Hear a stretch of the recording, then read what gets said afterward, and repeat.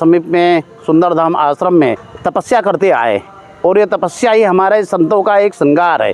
पंचधुनी, सप्तधुनी, द्वादश धुनी, 84 धुनी, कोट खप्पर धुनी, ये हमारी धुनी का कोर्स होता है। 18 वर्ष होता है। गुरुदेव भगवान 18 वर्ष से अखंड 42 वर्ष से, यानी जैसे डिग्री होती है BA MA इस तरह का इसका भी कोर्स होता है। इसी जिसका चुन उसका पुण्य, साधु अवधूत को पाप न पुण्य।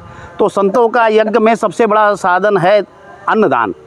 इसमें भव्य रूप से राम कथा का आयोजन रहेगा जी, भजन संध्याएं, सांस्कृतिक कार्यक्रम रहेंगे और संतों के दर्शन होंगे। ये 10 जून से 16 जून का आयोजन है। चतुर्मास का आयोजन होता है। ये बसंत पंचमी से गंगा दशमी का आयोजन होता है। नमस्कार, मैं हूं भुवनेश सेंगर।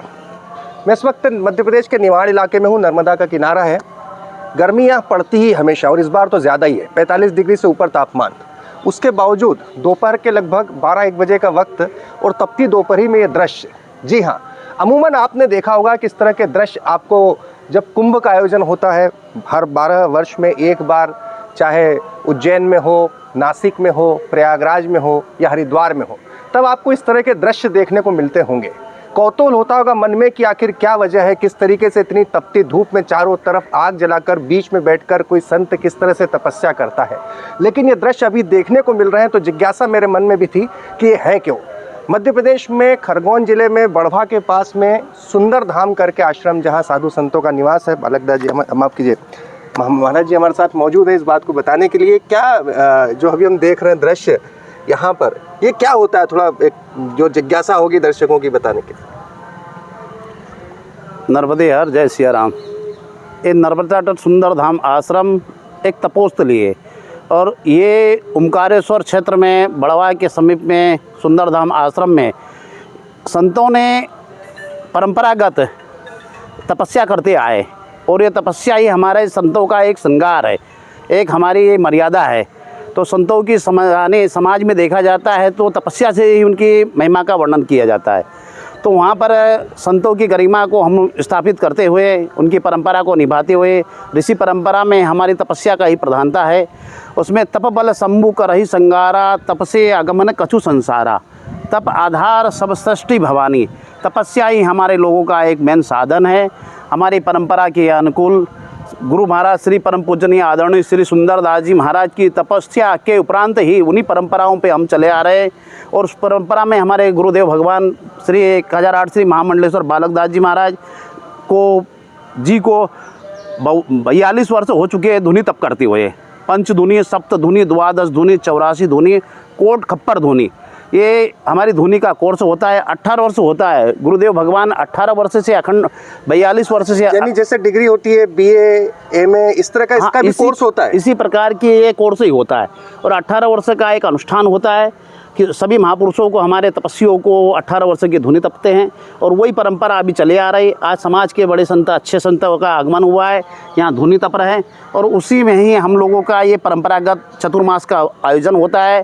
ये बसंत पंचमी से गंगा दशमी का आयोजन होता है। बसंत पंचमी से शुरू होती है जी, और गंगा दशमी पे इसका समापन होता है। उसी के उपलक्ष्य में यज्ञ होता है।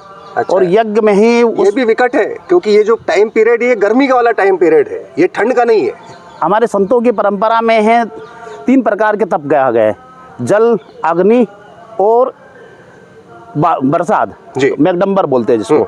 तो जल तप में माघ के जनवरी फरवरी में माघ में अपने गंगा जी के अंदर निवास आने 3 बजे से 6 बजे तक होता है प्रातःकाल। अच्छा, वो तप भी होता है, उसमें ईश्वर की साधना होती है।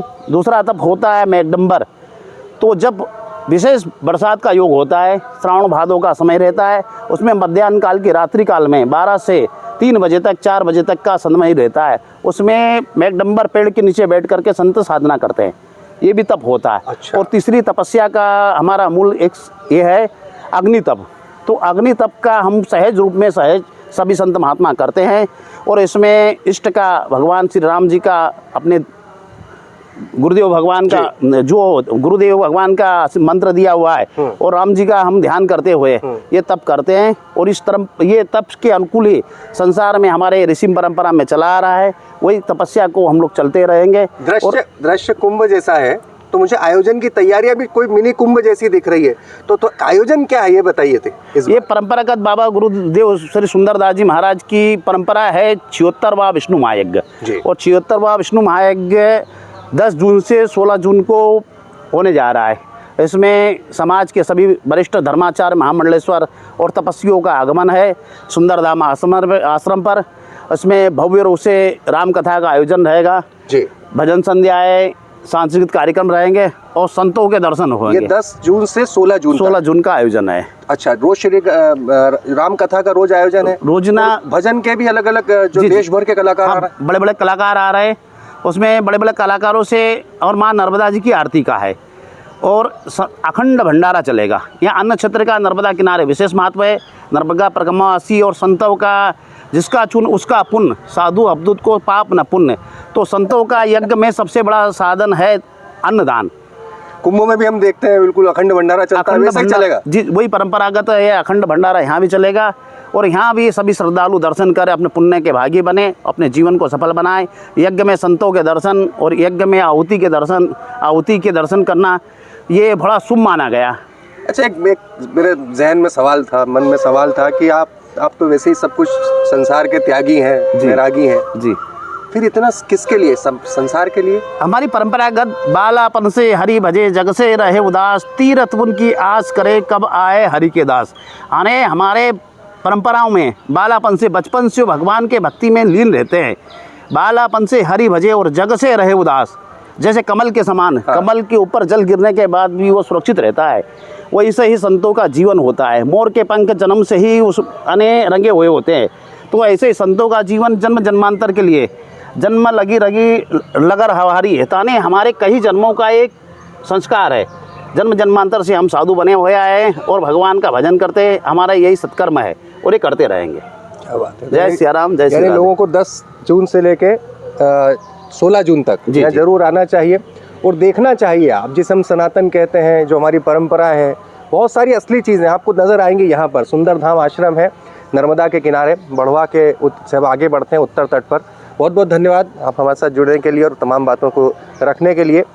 तो आप देखिए, अगर आप यहाँ पर इस दरमियान आते हैं तो आपको बहुत कुछ ऐसा देखने को, सुनने को, समझने को, ख़ास तौर पर सबसे बड़ी चीज़ अध्यात्म, हमेशा मैं कहता हूँ वो महसूस करने की, अंतरात्मा से महसूस करने की चीज़ है।